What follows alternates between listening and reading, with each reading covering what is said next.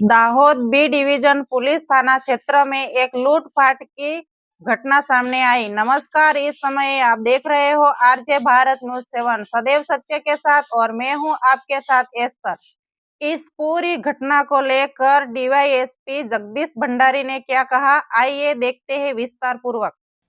ઘટનાની હકીકત એ પ્રકારની છે કે દાહોદ ટાઉન બી ડિવિઝન પોસ્ટે વિસ્તારમાં જે હેલિપેડ વિસ્તાર છે પાંડવોના આસપાસનો વિસ્તાર, ત્યાં ફરિયાદી અને જેના મિત્રો છે એ લોકો ફરવા માટે ગયા હતા. એ દરમિયાન ત્રણેક અજાણ્યા ઇસમો હતા એ ત્યાં આવી અને ધારીઓ બતાવી એમને મારી નાખવાનો ડર બતાવ્યો.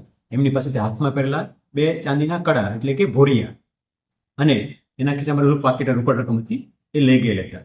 આ ઘટનાની પોલીસને જાણ થતા તાત્કાલિક દાહોદ ટાઉન બી ડિવિઝનના પોસ્ટેના સ્ટાફ દ્વારા અલગ અલગ ટીમો બનાવી ટેકનિકલ અને હ્યુમન ઇન્ટેલિજન્સ દ્વારા પ્રયત્ન કરી અને સમગ્ર બનાવને ડિટેક્ટ કરવામાં આવેલો છે. અને બનાવની અંદર જે રકમ ગઈ છે તથા બંને ભોરિયા કહે છે એ સંપૂર્ણ 100% રિકવર કરવામાં આવેલું છે.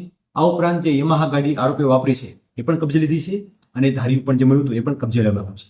આરોપીઓ છે એ ગરબાડા તાલુકાના જેસાવાડા વિસ્તારની અંદર આવેલા ખજુરિયા ગામ છે ત્યાંના વતનીઓ છે, જેઓના નામ જોવા જઈએ તો ઇસ્માઇલ ફતિયા પલાસ, હીરાભાઈ શિકુભાઈ પલાસ અને વિપુલ રૂમાલભાઈ પલાસ છે. એ ત્રણેય લોકોને અટક કરી એમને કોર્ટમાં રજૂ કરી એમાં રિમાન્ડ લેવામાં આવેલા છે અને એમની આગળ જે કાયદેસર કાર્યવાહી છે એ હાથ ધરવામાં આવેલી છે. સર, ઝડપાયેલા આરોપીઓ છે હાલમાં એમનો કોઈ હિસ્ટ્રી હોય એવું જણાવેલ નથી, પરંતુ એ બાબતે વિગતવારની તપાસ ચાલુમાં છે. जैसा कि इस पूरी खबर को हमने विस्तार पूर्वक देखा, इस खबर को लेकर आप क्या कहना चाहते हो जरूर हमें कमेंट बॉक्स में लिखे। यदि चैनल पे नए हो तो चैनल को सब्सक्राइब करना ना भूले।